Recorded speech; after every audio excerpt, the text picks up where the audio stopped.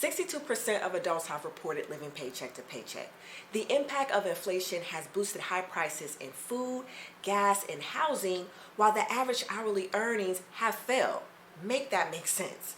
Also, 73% of Americans have listed finances as the #1 stressor. If you can relate to any of these unfortunate statistics, then you have landed in the right place. In today's video, I'm going to cover 5 practical steps to help get you out of that paycheck to paycheck cycle and relieve some of the financial anxiety that tends to come along with it. So if you want to take control of your finances today, then keep watching. Hello, beautiful people from across the lands. It is your girl, 𝐿𝐿𝐷𝐿𝐷. Join me on my journey to financial independence by eliminating debt, creating multiple streams of income, and inspiring others like you to dream again. Hello, my hopeful peeps, for returning. How them babies doing? And hello, if you are new here, get comfortable. You are welcome. Like I said, in today's video, I'm going to talk about how to shift out of that paycheck to paycheck cycle, and that's going to vary per household. So if you haven't already, make sure you get a paper, pen, your iPhone with the notes app, iPad, computer, whatever it is that you use to take your notes, because we are going to get into some juicy tips right now. Step 1 is to assess your current financial situation. It all starts with self-awareness. In order to get to where you're going, you kind of got to know where you're at. So by taking a closer look at your financial situation, you are setting a strong foundation to make informed decisions. By doing this, you're collecting all of your numbers like your income, your expenses, your current debt and liabilities, your assets, so you can have a full synopsis of where you are numerically in your financial journey. By doing this, you may identify some current gaps where you may need to boost your income, reduce some of your expenses, or a mixture of both to help get out of that vicious paycheck to paycheck cycle. Being in that cycle is a very emotional journey and very stressful on the body and mind, but the solution to it is very analytical and mathematical. So you want to gather all those numbers by completing a financial assessment, and I have the perfect free tool in the description box below where you can download and begin to collect all of those numbers and start the journey of your financial assessment. One of the most practical things to do when trying to get out of the paycheck to paycheck cycle is to increase your income, which leads me to step number 2. Negotiate for a raise or promotion. Now, you simply don't want to ask for a raise because of inflation. No, you're going to be a lot more prepared than that. Starting with a self-inventory by listing out all of your accomplishments and the value that you've added to the organization, so you can walk in there with confidence when asking for that raise. You also want it to be backed up by research. Visiting websites like the Bureau of Labor Statistics provide comprehensive labor market data, including median wages, employment trends, and occupational outcomes. You can also visit websites like PayScale, which gives you more local data by comparing your salary to job title, location, and years of experience. By preparing in this way, you increase your chances of getting exactly what you deserve. Step 3 is to explore freelance or side hustle opportunities. Now, in my opinion, a side hustle and a side business are 2 different things. A side hustle is being compensated immediately after you complete a task, versus a side business, you are building it on the side, and maybe once you have momentum, you begin to be compensated for that time and begin to build in revenue. So when looking into freelance work or side hustles, I have various videos on my channel where I talked about side hustles that I have tried, like Amazon Flex. Actually, there are over 10 different ways you can make money with Amazon. I'll include that in the description below. But doing things like Instacart, Uber Eats, Lyft are different side hustles that when you complete a task, you can be compensated for that time that you've done.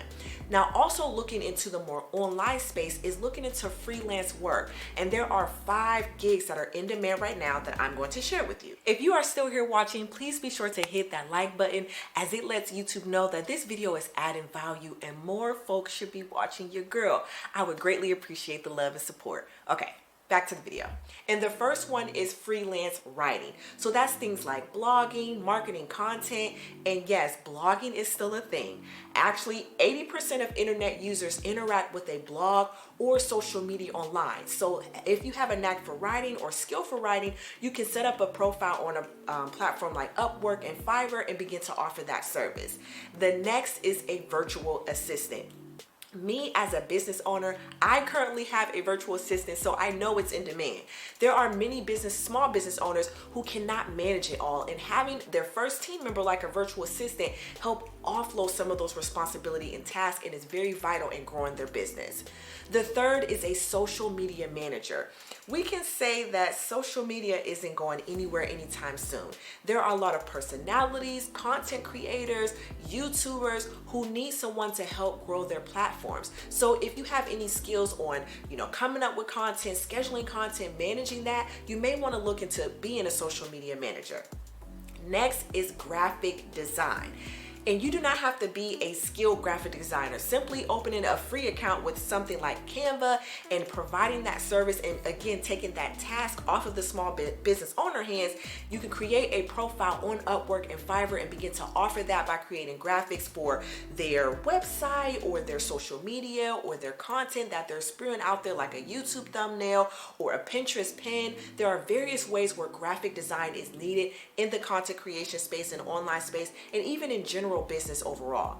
And then last but not least is voiceover services. So if you like to speak or you're comfortable with your voice is needed, maybe for a podcast commercial or a product launch. You can check again on websites like Upwork and Fiverr to see what type of opportunities are out there, and you may be paid just to speak. Step 4 is to diversify your income. And I know there's a pattern, income, but having just one income is extremely risky. And my rule of thumb is every dollar that comes into my house has to have a job. And the best way to do that is to put it in an investing vehicle like a high yield savings account, or open up a brokerage account where you're investing in index funds, S&P 500, mutual funds, and things of that nature, so your money begins to work for you.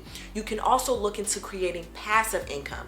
Now, the previous step I talked about freelance work and side hustle and even employment, those are all linear incomes, meaning you have to do that task over and over and over again to be compensated. Versus passive income, you can do a thing, one thing that you did can pay you over and over and over again. So creating things like digital products, starting a blog, because remember 80% of internet users are still reading them, and one of the highest visited blogs are blogs that are blogging about food, travel, lifestyle, which means they have 50,000 monthly viewers or more. And so you can look into that, and you have ad agencies that will pay you for that viewership. And then one of the things that you're on right now, YouTube. So go from being a viewer to a creator and have a video that you created online that can position to compensate you over and over and over again. And these passive income opportunities can be very life-changing and shift the trajectory of your income. So it's something that you want to keep in mind when looking to diversify. Step 5 is to create and execute a financial plan, aka a budget. I know I probably mention this every video, but sometimes hearing something over and over again emphasize how important it actually is. When creating your budget, you're identifying your short and long-term goals. You're also creating a regular routine to check in with your finances to make sure you are fully maximizing every dollar that you currently have, whether that be on a monthly basis when setting your budget, quarterly, and even annually. Even though our money can cause an emotional reaction and stress us out and give us anxiety, it is a very analytical and mathematical solution to solve. And by creating a budget and a financial plan to stick to and master will help you get out of this very vicious cycle of living paycheck to paycheck. Monitoring your money in this new way is a skill that you have to master over time. So give yourself space and grace as you're working those money muscles and building that neuroplasticity to make it a new and consistent habit. If you need any assistance on your budgeting journey, I am currently offering my budget coaching services for free for the initiative Project 100. To learn more, check the description below. If you made it to the end of this video, type "I am a money magnet" in the comments. I hope this video was helpful. Please be sure to like, comment, and subscribe, and share with someone who could use this information. Until next time, please remember to dream, believe, and achieve.